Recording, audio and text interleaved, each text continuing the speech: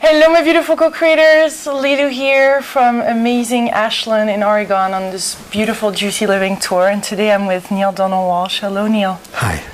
It's wonderful to be here with you. You definitely made an impact in my life and impacted millions and millions of people's life with your book, Conversations with God. I'm very glad that's true. Thank you for saying that. That was my hope, that it would make a positive impact on the lives of people. Yeah, there's a lot of people right now going through poverty and a lot of hardships. You actually, right outside of here, somewhere outside of Ashland, from what I'm hearing, used to live in a tent and was struggling to find the food, the money to be able to eat. What would be your recommendation for people going through really hard times right now to still connect to their spiritual, that want still spiritual growth, but are struggling with the basic needs? I think I would say the most basic need is your spiritual growth. And even if they're struggling for what you call basic needs, I think that is not when the struggle for spiritual growth should be subordinated or made less, but in fact probably made more, increased. Because if there's going to be any, how would I put it, resource that would be powerful and extraordinarily helpful during difficult times, it would be God and our connection with the divine and our ability to touch in with the part of the divine that exists in us. So I think that the first thing I would say to people who are enduring difficult times is to not disconnect, but reconnect with the part of themselves that is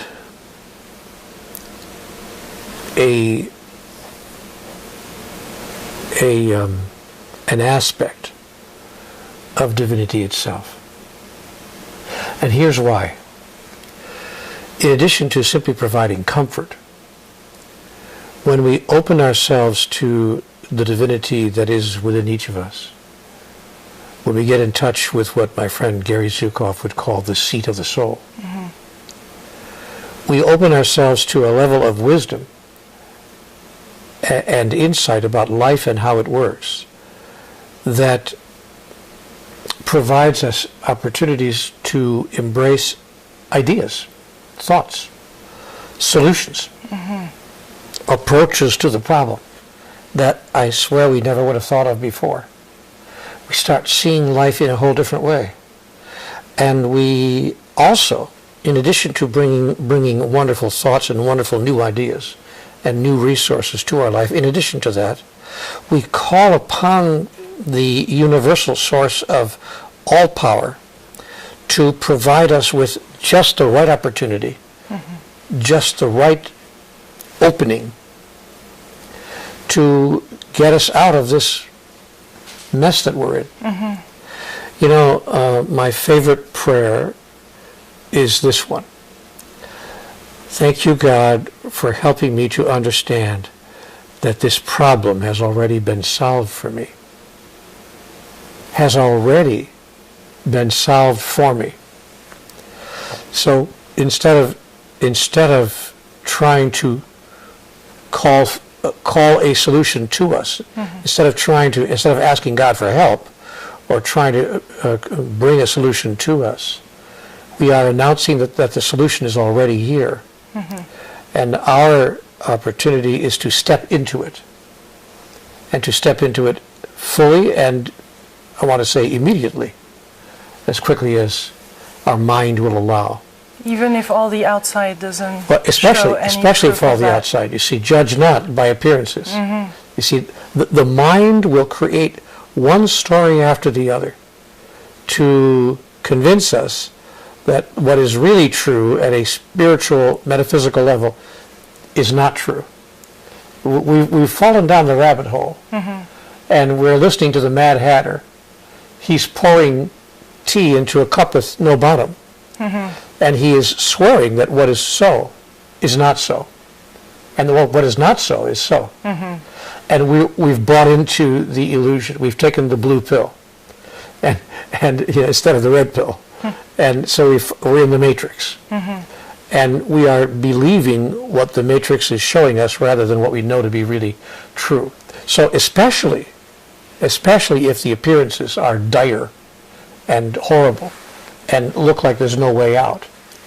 But Lulu, the question is larger than the question you're asking, because it isn't just about how to solve the problem or how to get out of this mess. The real question is how to deal with this mess while we're in this mess. And that is a process by which we recontextualize the whole experience. It is about taking what's happening to us right now and changing our mind about it, changing our thought about it. And about ourselves, too. Exactly. It's about holding it in a new way. It's about embracing the present circumstance just the way it is, without it really needing to be any different, and beholding the opportunity in that, and beholding the gift in that. Because, as Conversations with God says, what you resist persists. But what you look at, and I mean look at with the eyes of the soul, what you look at disappears. That is, it ceases to have its illusory form. And when we see what's going on in our lives for what it really is, and when we get in touch with what's really important in life, suddenly our situation doesn't feel so dire. It doesn't feel so terribly, terribly desperate. And when that feeling of desperation, that feeling of panic, that feeling of, oh my God, what am I going to do? When that feeling leaves us, the energy shift inside of us is quite remarkable. And even just that energy shift alone begins to set up an energy field, what I call a contextual field, that creates the possibility of something other than what we're now experiencing showing up in our life, being created in our life through the process of non-resistance. We need to look at what's really important, though. See, when we are in touch with why we're here, who we are and why we're here on the earth, what is our purpose, what is our function, what is our intention, what is the reason, as the beautiful French would say, what's the raison d'etre for it all? And the reason for being has nothing to do with my house, my car, my job, my income, my possessions. So you're talking to a person who has actually lost it all. I was, as you mentioned, living on the street. I was living in a tent. I had nothing. I had lost everything. I was a street person. And not for a week or two, not for a month or so, but for a year. To live on the street for a year is an enormous education. It's an extraordinary experience to be panhandling, as they say in this country, to be asking people on the street for quarters and dimes. Could you give me something, anything? A dime, a nickel, anything. Because if you get enough nickels from enough people, you can actually have a sandwich and get through the day. So when you're in that situation, you suddenly take a real look at what's truly important and why you're really here and what you really need to be the thing called happy.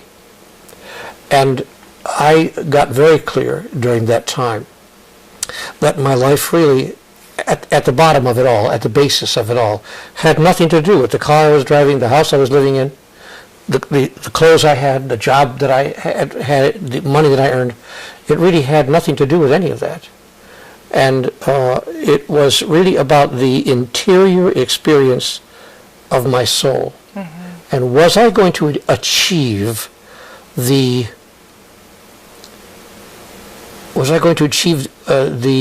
objective? Was I going to reach the goal that I came here to reach? Was I going to do what I came here to do, to the earth, I mean? And what did that have to do with the job I had or the income or the car I drove, and it turned out, of course, it was nothing to do with any of that. Now, masters have understood this. You talk to a real master, I mean a real spiritual master, interview the Dalai Lama someday, or Thich Nhat Hanh, the wonderful Buddhist monk, and ask Thich Nhat Hanh how concerned he is about the car he's driving, or whether he gets to keep his house, or what his annual income is, or how many lovers he's had that year, or anything at all, that whether he has the right partner in life. We're all trying to find our perfect mate, whatever it is that we think is really important. Ask him, how many of those things are important to him? He'll say, well, let's see, let me count them. I'll count them. How many things are important to me that you mentioned? Actually, 0. None of them are important. Then you say to Thich Nhat Hanh, well, then what is important? He'll say, what is important to me, he'll say, is the experience that my soul has had on its journey. Have I self-realized? Now, Lily, what I want to tell you is that my year on the street moved me forward in my self-realization process. I'm not self-realized. I'm not Thich Nhat Hanh. I'm not the Dalai Lama. I'm not even close. But I'm closer than I was before. Because I'm on the other side of an enormously powerful experience where I learned what was really important. And I was able to see that my life had nothing to do with those things that I thought it had to do with. Yeah. And I spent my 20s, my 30s, and my 40s, 30 years. This happened to me when I was 52 years old. So I was an older man. And I spent the first 30 years of my adulthood trying to get the guy, get the girl, get the car, get the job, get the house, get the promotion, get the office in the corner, get the other house, get the kids, get the grandkids, and do well in life and be happy, trying to be happy. And I realized that the true source of happiness I finally got had nothing to do with any of those things, as I said, but rather had to do with how blissful my soul was and could be in the experience of life, and how close I came to expressing that which I came to express on earth, which is divinity itself. So Lily, we get to a very important question. What am I doing here? Really, who am I and what am I doing here on the earth? That's the real question. And the answer to the question is, who I am is, I am an aspect of divinity. I am an individuation of God.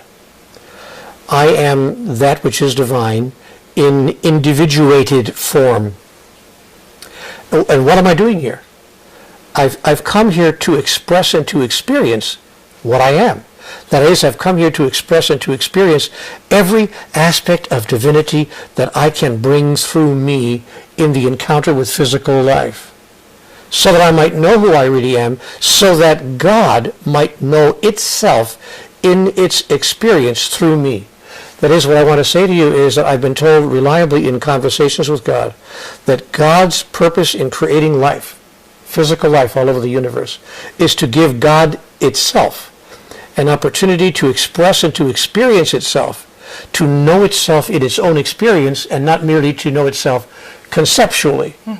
See, it's one thing to say, as an example, I am love, or I am forgiveness, or I am compassion. God is all of those things. But it's one thing for me to sit here and say, I'm a very loving person. But if I have nothing to love, if I don't have anything to love, if I can't express it, that means to push out.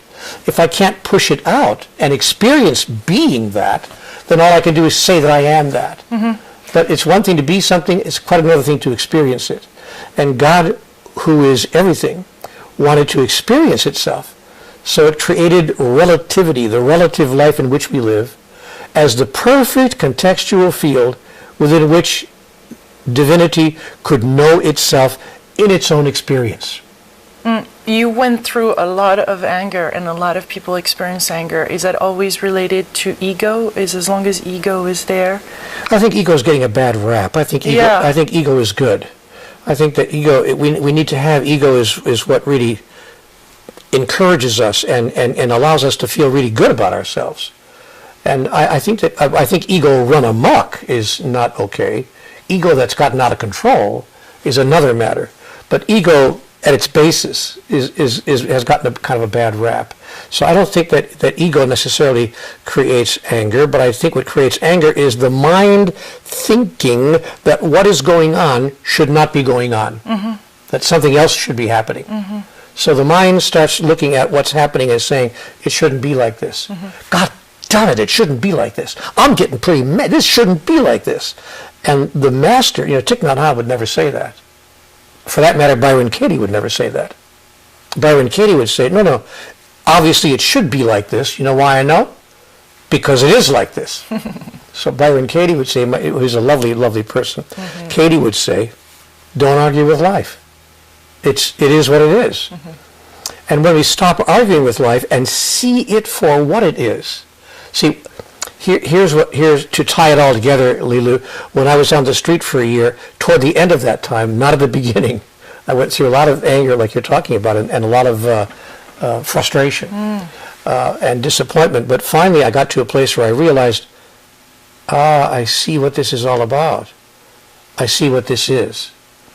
This whole experience that I'm having has been given to me by life as an opportunity for me to really get clear on what's important and who I am and why I'm really here on the earth. And I was so stubborn about it. For me, I had to be hit over the head with a 2x4. I had to really lose everything, lose my family, lose my house, lose my job, lose my income.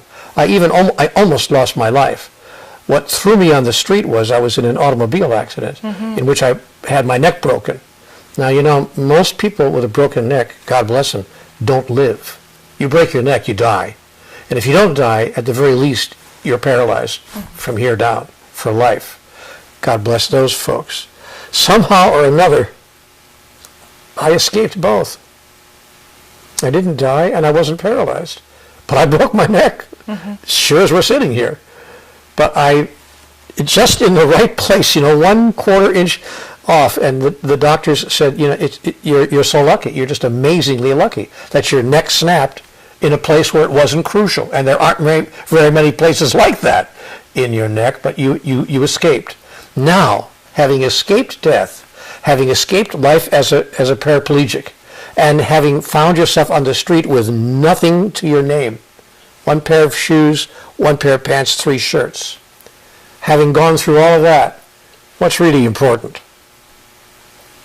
Well, Lila, when you face death, when you stare death right in the face, when you stare utter poverty right in the face for a year of your life, you begin to understand what really matters. I'm writing a book called What Really Matters. And the book is actually called The Only Thing That Matters. The Only Thing That Matters. And the book makes the point that 98% of the world's people are spending 98% of their time on the 98% of things that don't matter at all. And they're spending 2% of their time, if they're lucky, and on what really matters. So how do we know we're spending that time on what really matters? By the way we feel. When you're spending your time on what really matters, you will feel a certain way.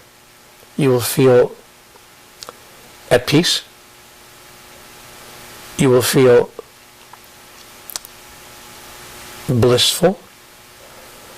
You will feel calm, and you will feel okay about everything. You will feel, I want to say, fulfilled. Fulfilled. When you are spending your time on what really matters. I talk to married couples all the time, and I say to married couples who come to me for counsel or advice, what really matters in your marriage? And they give me all kinds of stuff. We have to get along. We have to learn how to communicate. We have to be harmonious. We have to stop criticizing each other. We've got to have mutual goals. We have to have the same agenda. I go, no. Okay, I got it. You made all that stuff up. It sounds good, but you made all that stuff up. Let me tell you what really matters. When was the last time you looked into the eyes of your beloved for 60 seconds without looking away. For 60 seconds, not for a second or two, not just but for 1 solid minute, without saying anything, without touching anything, just looking. When was the last time you did that? And married couples tell me they don't even do it when they're making love. They close their eyes. What? So I say, if you want to save your marriage, the guys come to me when they're in trouble. You want to save your marriage, look into the eyes of your beloved 3 times a day for no less than 60 seconds each time. No counseling, no books, no classes, no courses. Just look into each other's eyes 3 times a day for 60 seconds without blinking. No touching, no talking, just looking. That's all you have to do. You know why? Because if you look into another person's eyes, you get in touch with their soul. And when you get in touch with the soul of another, something extraordinary happens. You fall in love again. It doesn't matter who they are. It doesn't matter whether they're black, white, male, female, tall, short, Republican or Democrat. Well, I'm not sure about Republicans. But it really doesn't matter. Which is why we don't look at each other.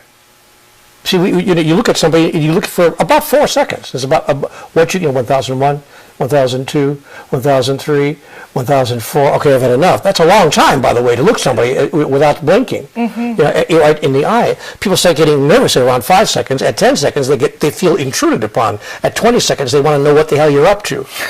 At 60 seconds, you better know them pretty well, or because you're going to. You see? Yeah. I'm writing a book called 60 Seconds to God. And that's all it is. I'm writing 8 books at once. That's the problem of my life. And that's all that. And by the way, that would solve everybody's problem.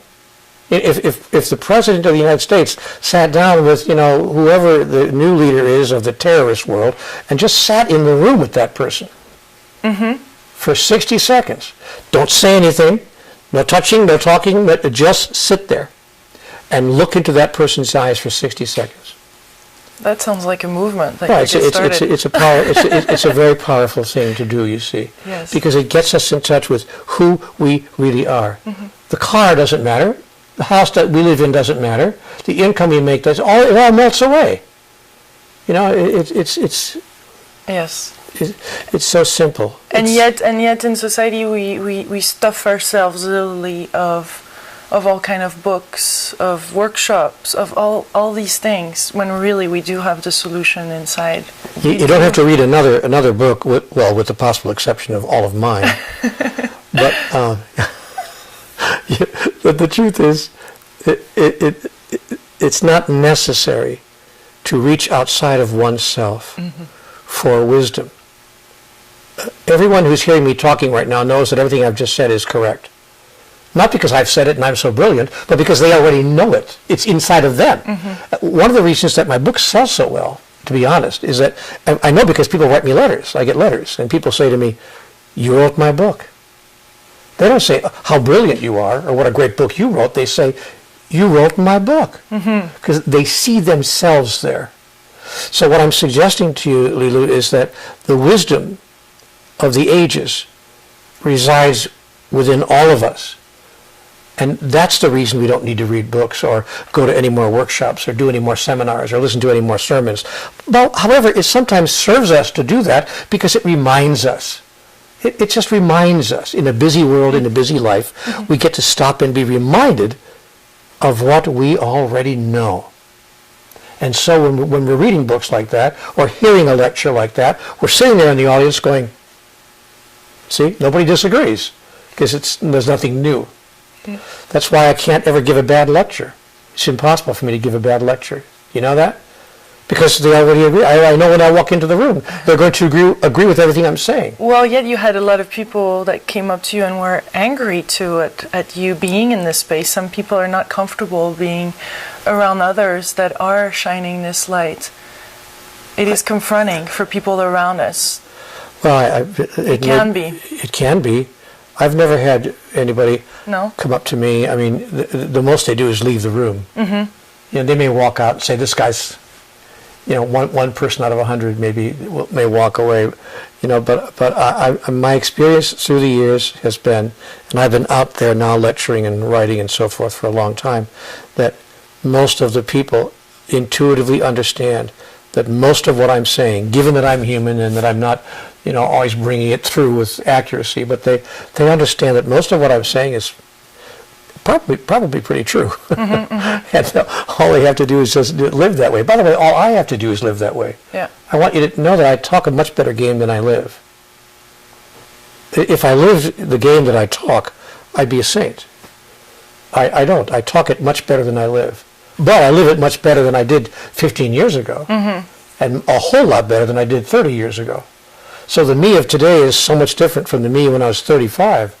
There's no comparison, which gives you an idea how really bad I was when I was 35, because I'm this bad now. How about if when we have people in our life that are not,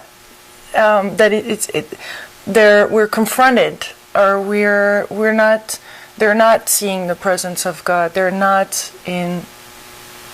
they're angry at life, or how are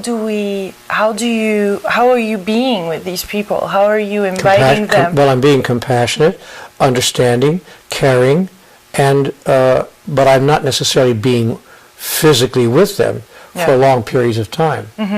That is, I don't require myself to be in their presence. If they're continually, non-stop, angry or confrontive, or not seeing the divinity in any part of life, much less me, I simply say, I'm not choosing now to spend much more time with you. You have that conversation? Oh, I've had that conversation with many people. And I just see, I'm not making you wrong. You're not wrong. This isn't about judgment. But I'm simply not choosing in my life to spend my time in this way, because it is not supporting my experience of who I really am. Although I will love to be with you from time to time. I'm not dismissing you from my life. We can talk and visit and be together, but I certainly won't be living with you for sure. I would never live with somebody who is in that situation of not being supportive and being constantly aggressive and being constantly critical and not seeing the divinity in the situation or in me, or those things you talked of. I would never have a intimate relationship with that person. Well, it couldn't be intimate, because intimacy is about seeing the other person as they actually are. So being authentic and really declaring and speaking out and being transparent is a major step also in living this truth and in connecting with others in a truthful way. Because a lot of people walk with masks and try to please others. Well, they do. But, and living authentically seems like a really important thing these days. Of course it is. Of course it is. If people are trying to please others, it's because they do not know who they really are. When you know who you really are and have chosen to step into the living of that, the idea of pleasing someone else becomes less and less useful to you, less and less attractive, less and less beneficial. Because too often, in order to please someone else, you have to abandon who you really are. And betrayal of yourself in order not to betray another is betrayal nonetheless. It's the highest betrayal. So we learn that, as we get older. And we learn that, I'm not going to betray myself anymore. Now, again, I talk a better game than I live, because I still find myself in what I call other pleasing behaviors. But to be good to myself, to be fair to myself, a lot fewer than I did when I was 30. So that's called evolution. That's called progress. That's called growth. So I don't have as many people-pleasing behaviors now as I did 30 years ago. And I think that's a product of age too. You get a few gray hairs on your head, you just don't give a damn anymore, or what people think of you. They either get you or they don't. If they don't get you, that's fine. You learn as you get older that if they don't get you, that's fine, because what age teaches you is that you can get along, whether they like you or not. See, when you're 35 or 25 or 15, that thought never occurs to you. How will I get along without these people liking me? But when you're 60, you get real clear that you can get along just fine without those people liking you. In all fairness, I think a lot of young generation coming in, including the indigo that you speak a lot, are bringing in some qualities that, and some hard qualities and some emotional qualities that are enabling this, these connections and this kind of wisdom to really be present at an early age. I hope that's true. I hope that's true as pervasively as you suggest that it is. I haven't really, honestly, done enough research about that, or looked at that as closely as perhaps you have. So, but I hope that that's true. I do think it's true to some degree. There's no question about that. I know that's true. It's just a matter of how pervasive it is. Yeah. But if we're going to have a new tomorrow, that's going to be the avenue that we're going to have to travel. That's what we'll have to do to create a new future, is to get younger and younger and younger people, more and more generations of us, to think the way we're talking here. Because it's one thing to talk this way when you're 67. It's something else to talk this way when you're 27. And if we had 27-year-old people talking like this, now you got a new world. Yeah, because who listens to old geezers? We do. Well, Neale, it's amazing, and I think there's another thing that is really important that you talk a lot about is gratitude. How did you find going back to where you were and still today, with challenges that I'm sure you have in your life too, like every person? How do you find those moments to be grateful for, especially when you had nothing, or what seems like nothing? How did you find this place where this seed of light can start by seeing the gift that was there? See, I couldn't find gratitude. How can you find gratitude if you don't experience the gift? Yeah. So the first step of gratitude is to see the gift. Now, again, this is a product of being an old person. I'm not so sure that I'm spiritually wise so much as I'm old. But the older you get, the more you value every day, each moment, Yeah. And stuff matters less and less. It just matters less and less. I mean, stuff that would bother you when you were 25. With respect to all the indigo children. But so at least I'm talking from my experience now. Yeah. So as an older person, I can tell you that I see the gift in just getting up in the morning. I see the gift in, a cup of coffee, or a pleasant song on the radio, or a beautiful sunrise. I mean, I don't take much of life for granted anymore, as I did when I was younger. But you ask a good question. If you're in the middle of difficulties and problems, how can you feel gratitude? And the answer is you've got to fight to find the gift, even in the difficulty. That's what I was talking about earlier. When you shift your perspective from the perspective of the mind, because I want to tell you something, life will never make sense to your mind. If you're trying to get life to make sense with your mind, you might as well forget it. Because life will never make sense to your mind. Because mind is very logical, and life is not. So in order for life to make sense, you've got to be, I mean this literally, out of your mind. And you've got to be into your soul. But when you begin to see life from the perspective of your soul, then even in the midst, as I was saying earlier, even in the midst of the worst of it, you can see the gift. And when you can see the gift, then you can say, thank you, God. Thank you, God, for this gift, which I would not have been able to perceive had I not embraced the perspective of the soul. But now I see what even this horrible situation is bringing to me. I even see that.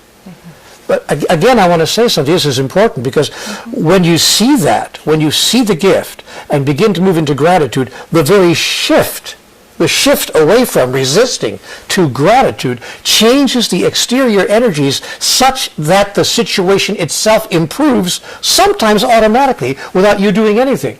I have a favorite thing that I like to say. Life will resolve itself in the process of life itself. If you simply appreciate life itself. So what I've learned to do is to just go with the flow. Oh, I hate that trite beyond belief, but it's true. Just let the river go by. Stop trying to make the river go where you think the river is supposed to go.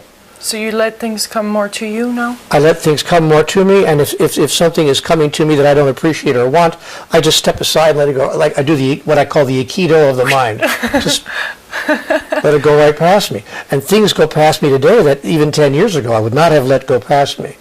These days I'm just like, whatever. And I notice that people get upset about things these days that I don't get upset about. Well, aren't you upset about it? And actually, no. And they think I should be. So they're upset for me. I said, well, you're carrying the upset for me. I'll let you carry the upset bucket. I don't need to carry that bucket. You carry that bucket. How did your relationship with God evolve? Where is it now compared to where it was before? Well, how it evolved was out of sheer necessity. It was either get to know life and therefore God better, or drop any expectation of a happy life. And I didn't want to be unhappy for the rest of my life. I didn't want to be so unhappy that I even contemplated ending my life. I didn't want to. That's not something I chose. So having made that choice, the old I want to live choice, and I want to live happily.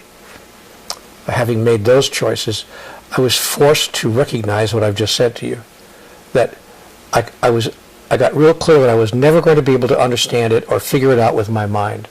I thought, okay, you know what? There must be something more that I don't understand here, the understanding of which would change everything. But I got a pretty good mind. I'm a pretty brilliant guy, so it's tough for me to say that, but it happens to be true. So if I couldn't understand it with my mind, well, then who could? So clearly my mind said, it's not in your mind. That is, it's not in your past data, which is all the mind has, is past data. It's what you need to know, what you yearn to understand exists outside of your past data. That is, outside of the past data of your mind. It exists in the knowing of the soul. So that's what caused me to shift the access of my interior experience. It was purely an intellectual process, I want you to know at the outset. I thought my way to God. I literally thought my way to God. Because my mind said it can't have meant to be like this. Something's going wrong. It's not supposed to be like this. So I'm obviously missing data. What's the data? And when I asked my mind, am I missing data? My mind said, brother, are you ever? But I said, okay, then what is the data? And my mind said, damned if I know. And it was damned. It didn't know. But it did know enough. My mind knew enough to know that it didn't know. I think maturity is when you realize what you don't know. That's been my experience. So how did that relationship? I sat there not knowing, and then I had nowhere to go except because thank goodness I was raised in a religious family. I had abandoned the religion of my youth, but at least I had that background. I had that that fundamental background. I was raised in a family of Catholics.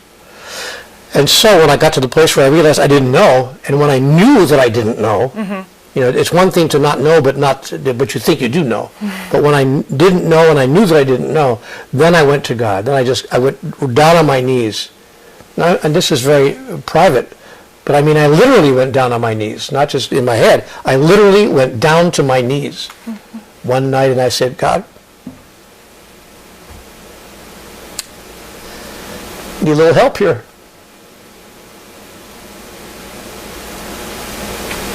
Help me out. And God said, well, it's about time. All words to that effect. And brought through 27 books. Now I can't shut up. And how did that relationship to God matured and deepened over time? How did that evolve to where you're at now? Did that change in any way? No, I was going to say, you're asking me an interesting question. How did that evolve to where I am now? In my own experience, it was all a download, like a download, instantly. And now it's taken me 15 years to write 27 books. You know, I got another book coming out in 2 months, and I got 8 more in my head. All I'm doing is trying to get out the totality of what I was given in that one download. So I can't honestly say, I know it sounds great to say, yeah, I've really evolved, you know, in my relationship with God, but the truth is that once I got in touch with who and what God was and who and what I am in relationship to that, it was an instant experience, and it's not gone anywhere since then. Although my awareness of it, I would say, has expanded as I've looked at it and looked at it and looked at it and looked at it. And as I've been forced to try to explain it to others, by the way, which is why I do interviews like this. You know one of the reasons why I do interviews like this? Because life requires me to try to find words to explain it to yet one more person. And as I do that, I realize that I called you into my experience to give me an opportunity to explain it to myself one more time with even greater clarity. And so, and that's how life works, by the way. Life works that way. We bring people to us and create situations that are perfect for the next step, to allow us to take the next step in our own evolutionary process. That's what I mean when I say you see the gift. Even in the bad stuff that's happening, if you look at the bad stuff, the so-called bad stuff, and you say, there's a gift in here. I brought this person to me, and this person has a gift for me in their hands. I wonder what that is. And you start searching for the gift. And once you find the gift, often even forgiveness of that other person is not necessary. Because when understanding comes in, forgiveness goes out. I love the saying that you have there. Bidden or not bidden, God is present. It's a plaque on my wall that she's pointing to, ladies and gentlemen. And the plaque on the wall says, bidden or not bidden, God is present. And that's correct. So that's correct in my experience at least. So every situation that presents itself, even losing your house, even losing your job, even these terrible things you talked about at the beginning of our conversation, all those experiences and events, if we understand what's happening correctly, are gifts to us by life, creating a context within which we get to express and experience at the next level who we really are. And when we see them that way, we convert them into that. And when we convert them into that, we begin to experience them as that. And the energy shift changes the exterior reality often, very quickly, because the exterior reality no longer needs to present itself in that form in order to get our attention. Yes. Yes. So what would you say, what is love to you? Oh, what is love to me? Well, why not ask me some simple questions? What is love to me? Is God nothing but love? Well, of course, that's true, but the other question is more intriguing. I think to me, love is the loss of the self utterly. You know, it's the loss of the self utterly. You know, I'll tell you how it works. I look at my dog. I've got the cutest dog in the world. I know that other people think they have the cutest dog in the world, but in fact, I am here to announce that my dog happens to be actually the cutest dog in the world. Now, when I look at, and my dog jumps on my lap because my dog knows that I adore him, and he adores me. But when the dog sits on my lap and looks up at me, I love him utterly, to the point where I have lost myself. I actually project my own personality onto the dog. I think I'm looking at myself. And I think I know what he's thinking. I think I know what he wants. You know, I think I know how he's feeling. Oh, are you not feeling so good? Are you feeling kind of sad because Daddy's going to go a little while? You know, and people watch me talk to the dog this way. They go, this guy's really lost it. He's lost it. See? But in fact, losing it is actually finding it. Because when you get into that place, you realize what's happened there is called transference. You've transferred the whole of who you are into the beloved at which you're looking. Now, when that happens with another human being, much less a dog, you found what love means. When I look into the eyes of my beloved wife, it's difficult to talk about here. When I look into the eyes of M, who's the most beautiful person I've ever known, inside and out, I've so lost in her. I'm utterly not there anymore, except when I am. But when I'm not, and I know what that feels like, I'm utterly lost in that other. To me, that's love. When every consideration is their consideration, every concern is their concern, every feeling is their feeling, every desire is their desire, every choice is their choice, and it doesn't matter. It doesn't feel like, oh, I'm giving them that. Oh, look, after all I've given you. It's not what I feel like I'm doing it out of an act of generosity. That isn't it. That's not love. That's faux love. That's pseudo love.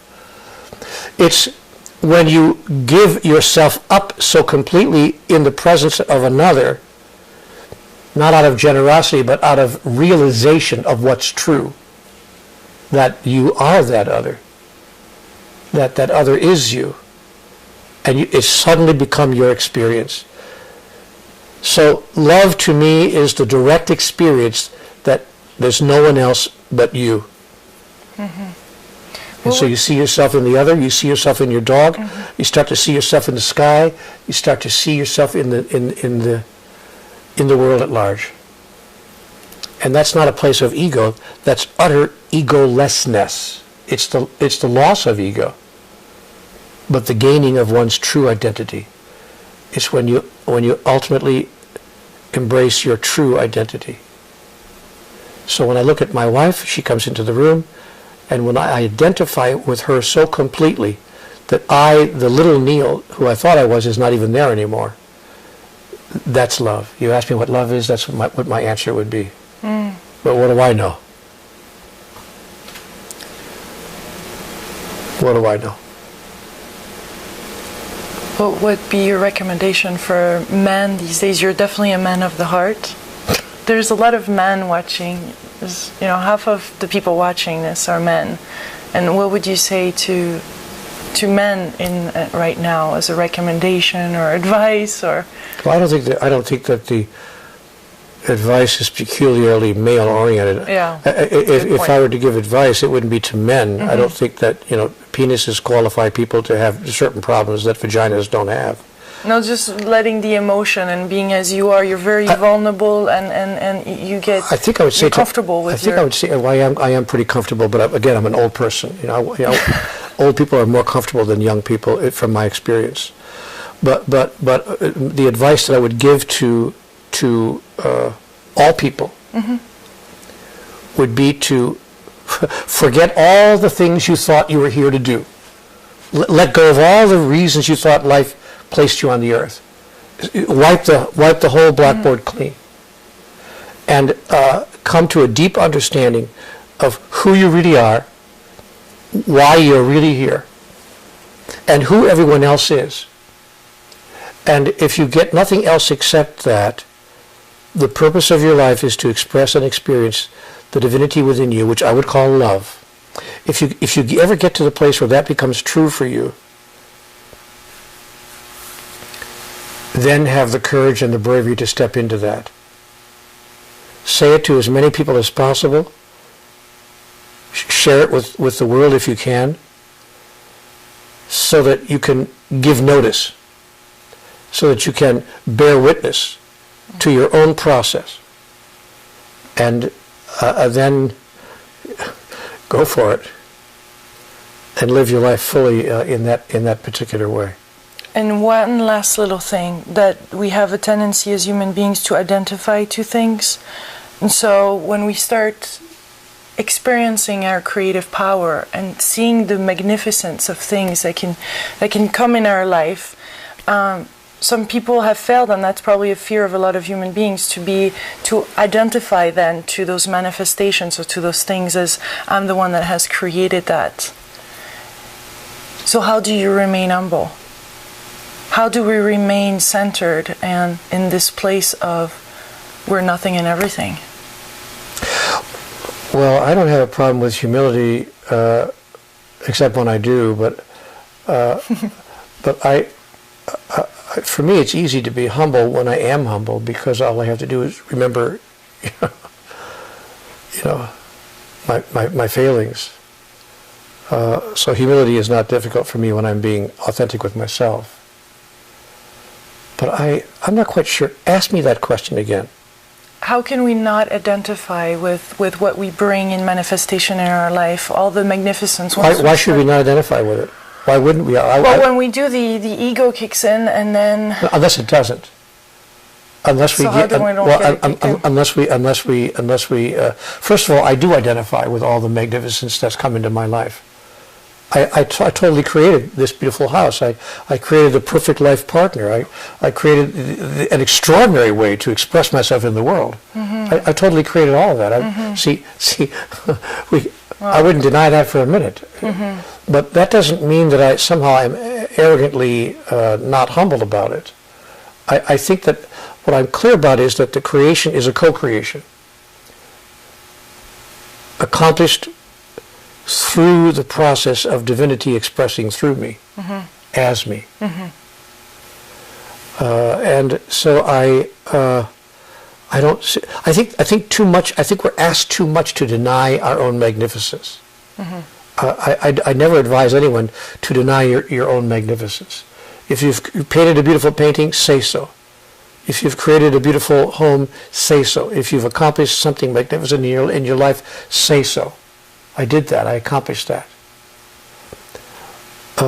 Give yourself credit, mm-hmm. but allow yourself to know that, of course you accomplished it. The extraordinary thing would be not to accomplish it. Do you know how much we have to do not to accomplish?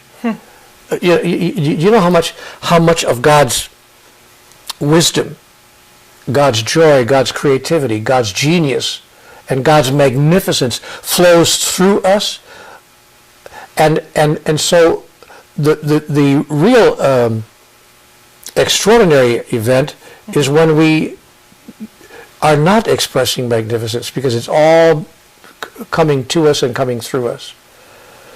So it's not unusual for human beings to be utterly magnificent. It's unusual for them not to be. But what's interesting is that we've been taught not to be. Mm-hmm. Oh, there's guilt that kicks in from religious background. Not just religious, but in every sociological way you could mention. Mm-hmm. Culturally, in every other way. We were told as children, I was, to be seen and not heard. And I got all kinds of messages around that. Mm-hmm. And so because somehow somebody convinced us that God wants us to be humble. Mm-hmm. That humility, a false humility, we're talking about false humility here.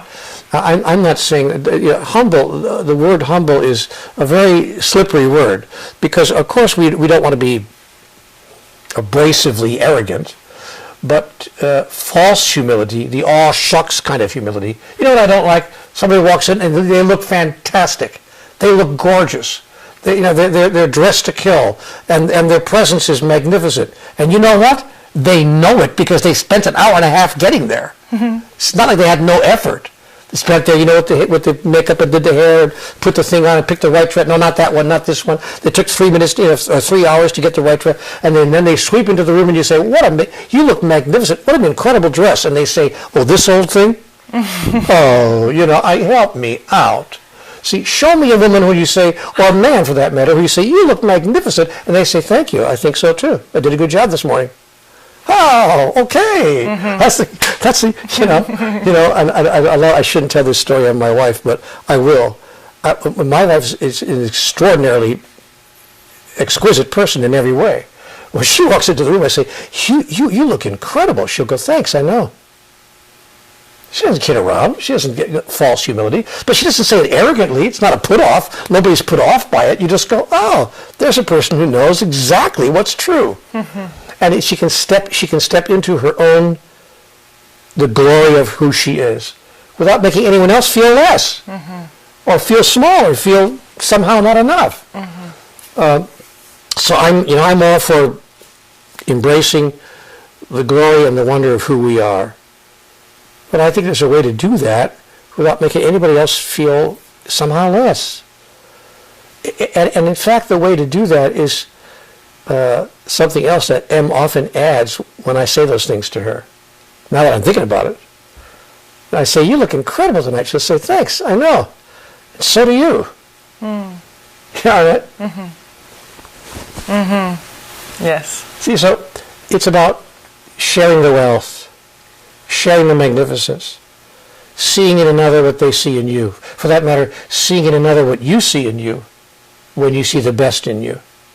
So in some way, by doing that, by honoring who we are fully, we're mirroring back the greatness of another. Of course. Of course. Beautiful. Well, thank you so Why much. didn't I say that? I could have put it in one sentence like that. So never ask a writer to give you a one-sentence answer.